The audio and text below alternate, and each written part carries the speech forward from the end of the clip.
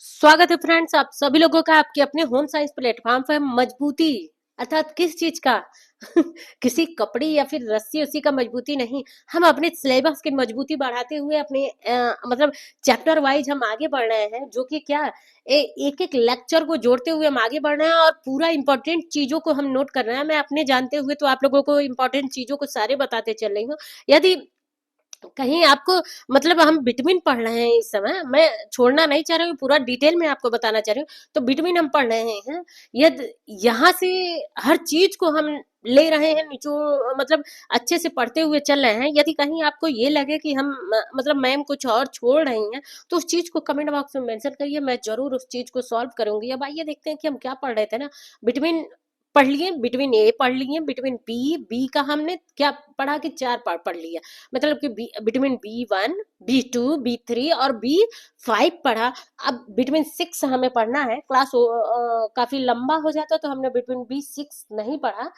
तो आज हम देखते हैं। अच्छा, कहाँ तक पहुंच गए थे? विटामिन बी 6 को हमने क्या कहा था कि पैराडॉक्सिन कहा था, है ना। और इसे क्या कहते हैं ना कि रैट एंटी डर्मेटाइटिस बिटवीन कहते हैं। अच्छा, रैट एंटी डर्मेटाइटिस बिटवीन यदि है तो यानी कि रैट में ये ज्यादा समस्या उत्पन्न होती होगी, ये रोग। हम भाई, हम लोगों में भी हो सकता है, लेकिन हम इन चीजों का क्या करते हैं, उपयोग करते हैं, हम अपने भोज्य पदार्थ में इसे शामिल करते हैं। तो हम इसे, लेकिन खास तौर पे क्या है, ये चूहों से संबंधित रोग है ना। अब मान लीजिए यदि मतलब हम गृहिणियां देख रहे हैं, हम महिलाएं देख रहे हैं, हम औरतें देख रहे हैं, हम बेटियां बहनें हम लोग देख रहे हैं क्लास को।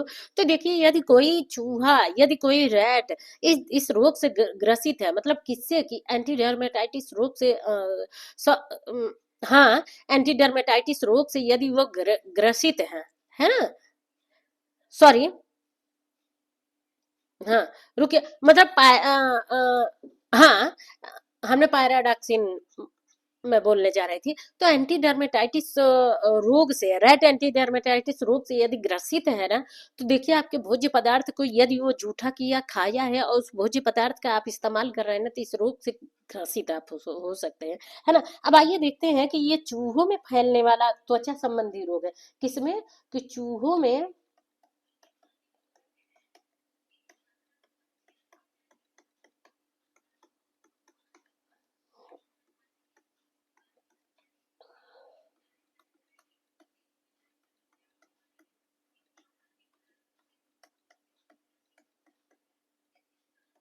चूहों में फैलने वाला ये त्वचा संबंधी रोग है ना।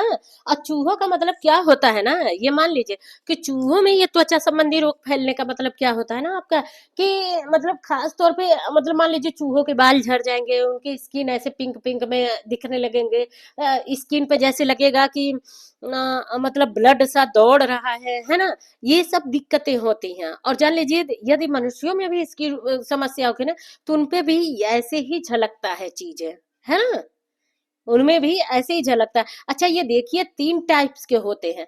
क्या होते हैं? कि जो ये आपके बिटवीन बी 6 है ना, बी 6 जिसे क्या कहते हैं, पैराडॉक्सिन कहते हैं ना। तो ये 3 टाइप्स में होता है। पहला इसे क्या कहते हैं ना, यहाँ से यदि आपसे क्वेश्चन ये पूछ ले, क्वेश्चन भी नोट कर लीजिए, कि यदि आपसे पूछ ले, पहले क्वेश्चन नोट करिए, कि पूछ ले कि मतलब rat anti rat antidermatitis between between किसे कहते हैं, किसे कहते हैं, या निम्न में से है। तो आपका क्या हो जाएगा, विटामिन बी 6, है ना। तो इस चीज को नोट कर लीजिए यहाँ पे। जब हम ऐसे देखते हैं क्वेश्चन वाइज है ना, तो कुछ भी हमारा भूलता नहीं है, हर चीज हमें क्या होता है, रफली याद होता है। ये लगता है भाई, सुन सुन के हम वो हो जाते हैं, तो हमें लगता है कि हाँ, ये चीज हमें याद हो चुका है ना। अब आगे देखते हैं ना कि क्या हम देख रहे थे।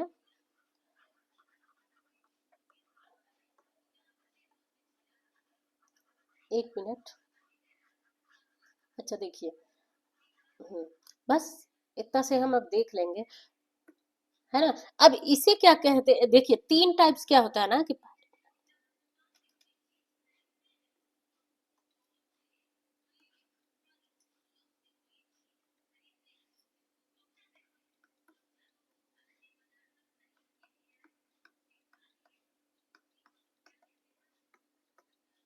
पायरिडॉक्सिन,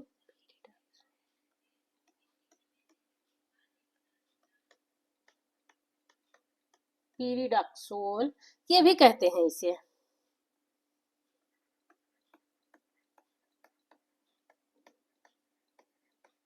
पीरिडॉक्सिमिन, है ना। कहीं से भी यदि घुमा के पूछते तो इन तीनों का मतलब क्या होता है, विटामिन B6 होता है। इन तीनों का मतलब क्या होता है, विटामिन B6 होता है। ये क्या है ना कि ये मान लीजिए कि ये ग्रुप है, ग्रुप है ये विटामिन B6 क्या है, ग्रुप है, और सक्रिय रूप में होते हैं, है ना। ये किसमें होते हैं, सक्रिय रूप में होते हैं। और ये भी मान लीजिए कि त्वचा संबंधी रोग देता त्वचा संबंधी रोग उत्पन्न करता है ना।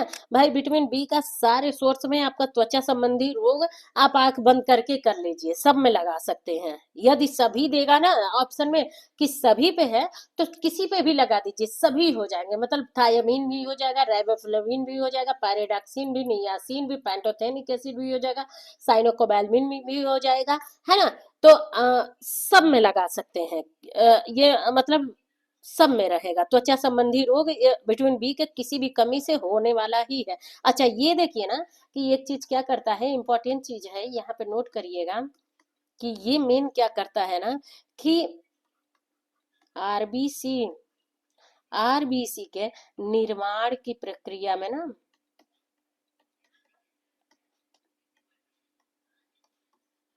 प्रक्रिया में कार्य करता है।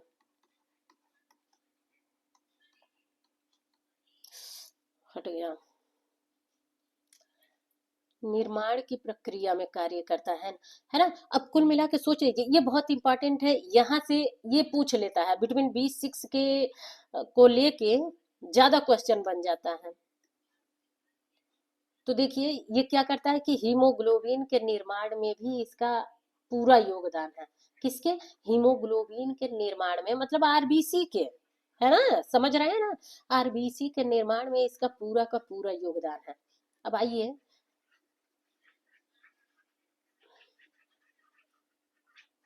देखिए अब देखते हैं हम ना कि क्या चीज ये कह रहा है कि एक तो ये क्या हो गया कि हीमोग्लोबिन के बनाने का कार्य करता है ना। किसको बनाने का कार्य करता है,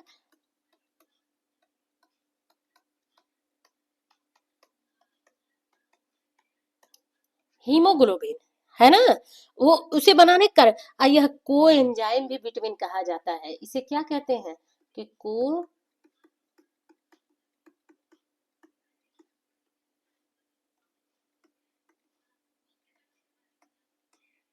एंजाइम विटामिन भी कहते हैं। अमीनो एसिड के पाचन में यह कार्य करता है ना। बहुत ही आवश्यक विटामिन है ना।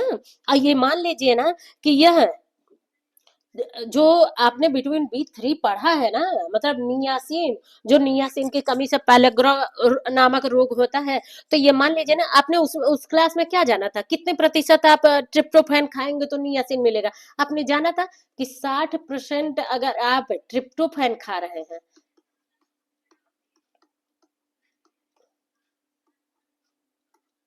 ट्रिप्टोफैन खाएं, तो आपको कितने, केवल और केवल 1% आपको क्या मिलता है, नियासिन मिलता है, नियासिन मिलता।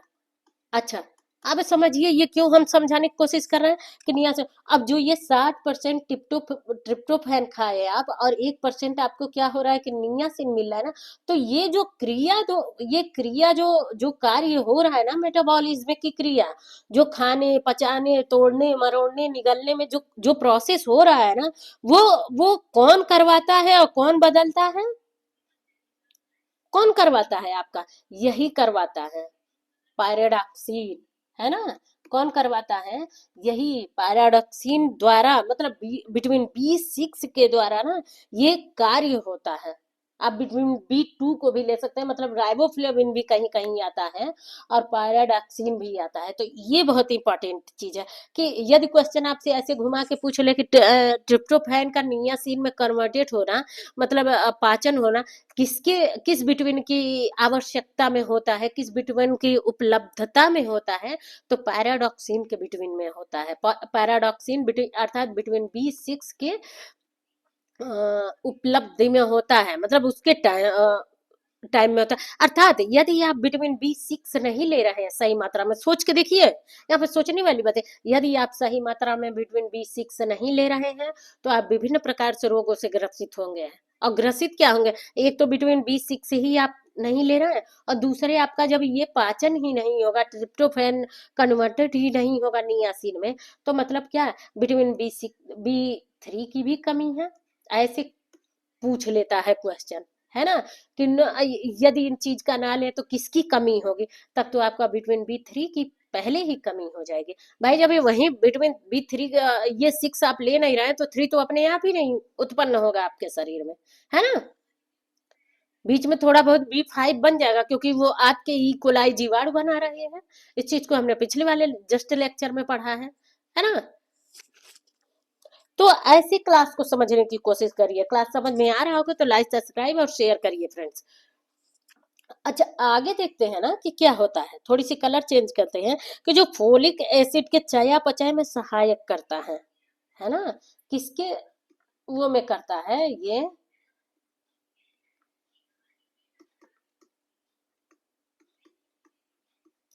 फोलिक एसिड के, है ना, फोलिक एसिड के चयापचय में,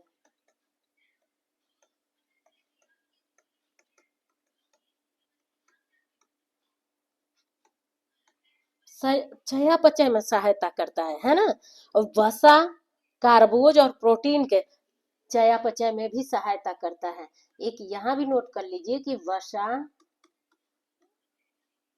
कार्ब और प्रोटीन के चयापचय में भी क्या करता है, सहायता करता है ना। अच्छा ये तो हो गया। रोग संबंधी हम जान लेते हैं कि रोग इससे क्या होता है ना।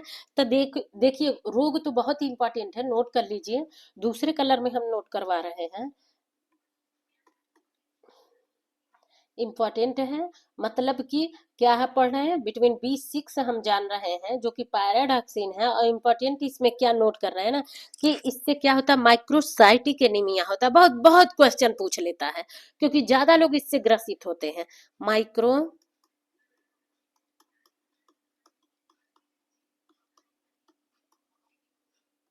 माइक्रोसाइटिक एनीमिया होता है,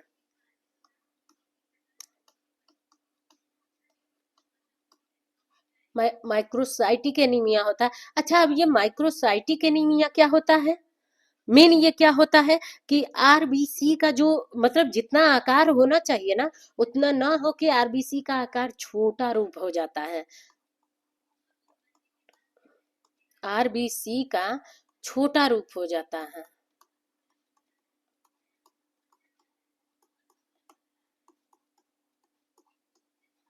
ना, छोटा रूप हो जाता है आरबीसी का। यही मेन इसका यही थी। यदि आपसे क्वेश्चन में पूछ ले कि निम्न में से आरबीसी का छोटा रूप होने का कारण निम्न में से निम्न विटमिन है ना, तो कौन सा विटमिन आप लगाएंगे, विटामिन B6। ना आप विटामिन B5 पे जाएंगे, ना विटामिन 2 पे जाएंगे, ना अदरवाइज किसी भी विटामिन पे जाएंगे, है ना। विटामिन B6 के कमी के कारण ही क्या होता है कि आरबीसी का रूप छोटा हो जाता है। और जब छोटा होगा, सोच के देखिए कि वही तो ब्लड ही तो हमारे शरीर के हर अंग में दौड़ रहा है, तभी तो हमें ऑक्सीजन मिल रहा है। और जब बेचारा वो, उसका रूप ही छोटा हो गया, उसमें कोई कमी आ गया, वो बेचारा छोटा है, तो कहाँ सारे दिन ऑक्सीजन लेके आपके शरीर में दौड़ेगा। आप खुद सोच के देखिए।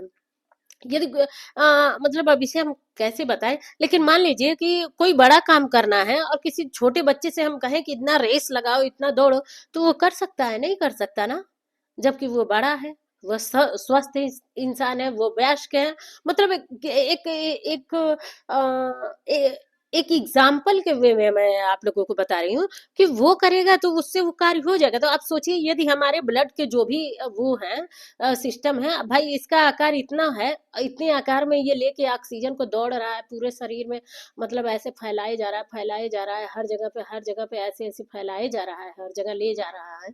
तो मान लीजिए इसका रूप ही इतना छोटा हो गया, पिद्दू सा हो गया, इतना छोटा हो गया, तो वो कैसे बेचारा देखिए इतना कवर कर पड़ा। और जब ये बड़ा है तो ये सारा कवर करते हुए एक ही साथ चल रहा है और कितनी तेजी से बढ़ते जा रहा है।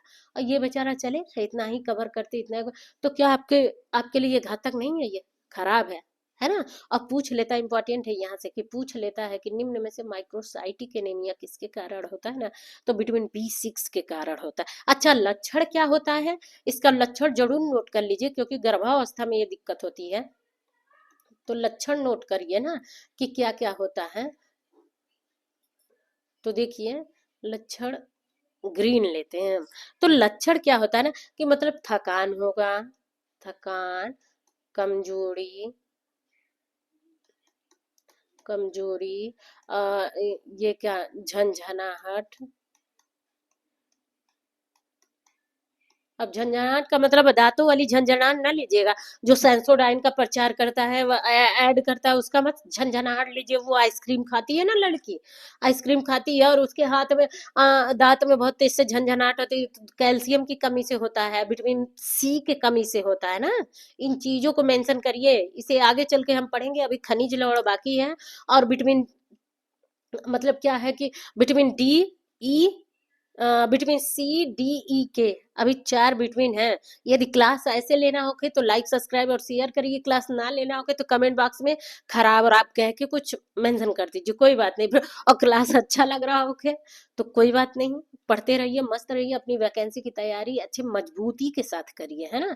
कोई भी क्वेश्चन ना इस जगह से छोड़िए। अच्छा देखिए, ये हो गया कि मतलब पैरों में हाथ में, अब जिसके भी पैर हाथ में हमेशा झंझनाहट हो रही हो, कि थकान है, कमजोरी है, और मतलब ऐसे ही लगे कि त्वचा पीलापन होके, भाई ये छोटा होंगे तो त्वचा में भी वो होगा, बाल का झड़ना है, तो ये सब क्या है, इसके लक्षण है ना।